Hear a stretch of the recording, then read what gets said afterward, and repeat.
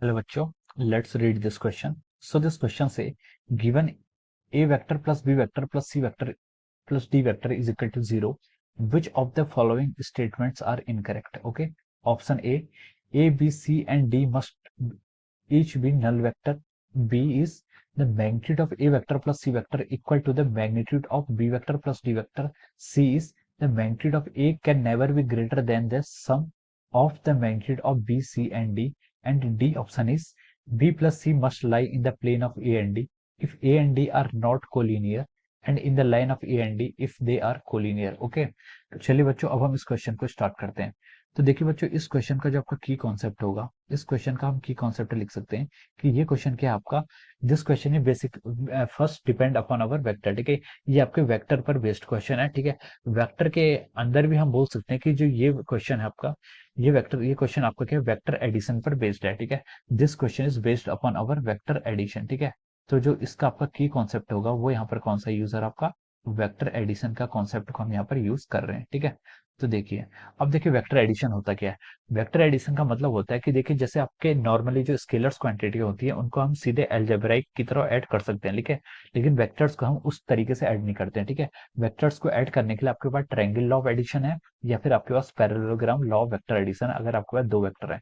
और अगर दो से ज्यादा वेक्टर्स होते हैं फिर हम उनको polygons law of vector addition से ऐड करते हैं। ठीक है, तो देखिए क्वेश्चन में क्या बोला उसने, given that a plus B plus C plus D vector is equal to 0। ठीक है, हमारे पास चार वेक्टर हैं, A vector plus B vector plus C vector plus D vector. ये चारों वेक्टर्स के हैं, इन चारों वेक्टर्स का अगर आपका समेशन 0 आता है, ठीक है, देन उसने बोला कि which of the following statement are incorrect. आपके जो जो स्टेटमेंट इनकरेक्ट है हमें यहाँ पर वो बताना है। ठीक है, तो देखिए ऑप्शन ए से हम स्टार्ट करते हैं। ठीक है, यहाँ पर हम ऑप्शन ए से स्टार्ट करते हैं। ठीक है, ऑप्शन ए में उसने क्या बोला है कि A B C D must each be null vector. ठीक है, A B C and D must each be null vector. ठीक है, तो देखिए उसने बोला कि अगर इन चार वेक्टर्स का समेशन 0 आता है तो इसकी मस्ट मतलब इसकी एक ही कंडीशन होगी कि चारों के चारों वेक्टर क्या है, 0 हो। ठीक है, नल वेक्टर हो। ठीक है, देखिए अगर ए बी सी डी अगर चारों वेक्टर्स नल वेक्टर होंगे, नल वेक्टर का मतलब होता है कि आपका mod of A vector is equal to mod of B vector is equal to mod of C vector is equal to mod of D vector is coming out to be 0 vector. ठीक है, ये 0 vector के equal होगा। ठीक है,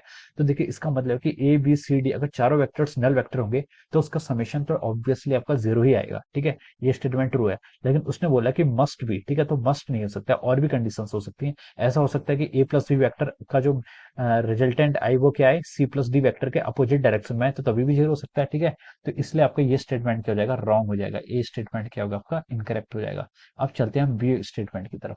B में उसने बोला कि the magnitude of A plus C equals to the magnitude of B plus D. ठीक है, तो देखिए इस इक्वेशन से हम क्या लिख सकते हैं। ठीक है, इस इक्वेशन को हम सॉल्व करके देखिए ये लिख सकते हैं कि यहाँ से कि आपका ए प्लस सी वेक्टर को अगर हम इस साइड रहने दें और माइनस बी वेक्टर और माइनस डी वेक्टर को हम, इन दोनों वेक्टर को हम राइट साइड पे लेंगे, तो हम इसको लिख सकते हैं A plus C is equal to minus of our B vector plus D vector. ठीक है, अब देखिए यहाँ पर हम क्या लिख सकते हैं, देखिए mod of A plus B vector, जो आपका मॉड है ए प्लस सी वेक्टर का, वो मॉड आपका बी प्लस डी वेक्टर के इक्वल होगा। ठीक है, यानी कि B vector plus D vector का mod is equal to the mod of our A vector plus C vector. ठीक है, ये स्टेटमेंट ट्रू होगा। ठीक है, अगर हम उनको मॉड पर लेते हैं तो देखिए इन दोनों का मैग्नीट्यूड इक्वल है लेकिन डायरेक्शन अपोजिट है। ठीक है, लेकिन मैग्नीट्यूड इक्वल है तो हम बोल सकते हैं कि इन दोनों का, क्वेश्चन में हमसे यही बोला है the magnitude of A plus C equals to the magnitude of B plus D, तो ये स्टेटमेंट क्या आपका राइट स्टेटमेंट है। ठीक है, तो हम लिख सकते हैं कि इसका ये क्या स्टेटमेंट है, this statement is the right statement. अब चलिए क्वेश्चन ऑप्शन सी की तरफ। ठीक है, ऑप्शन सी में देखिए उसने क्या पूछा है, ऑप्शन सी में उसने बोला है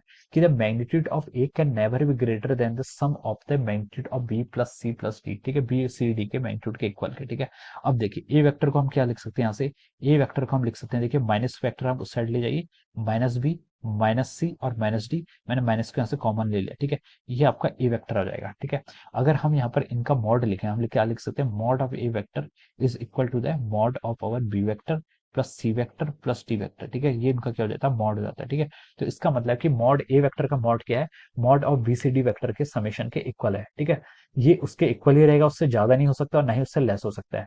क्वेश्चन में क्या, स्टेटमेंट में क्या बोला उसने, the magnitude of A can never be greater than the sum of the magnitude of B C D, तो ये स्टेटमेंट भी आपका ट्रू है। ठीक है, कैन नेवर बी ग्रेटर, उससे ऊपर कभी नहीं हो सकता और ना ही लेस हो सकता है, उसके इक्वल हो सकता है बस। ठीक है, ऊपर और नीचे नहीं हो सकता। ठीक है, तो सी स्टेटमेंट क्या आपका करेक्ट है। अब आते हैं आपका डी स्टेटमेंट की तरफ।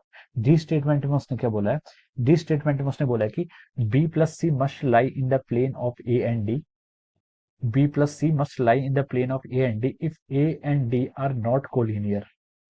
देखिए इसमें क्या कर रखा है उसने, देखिए ए प्लस बी चार वेक्टर थे आपके पास ए बी सी डी, उसने क्या किया देखिए बी प्लस सी वेक्टर को एक वेक्टर एज्यूम कर लिया, ठीक है, this is our one vector.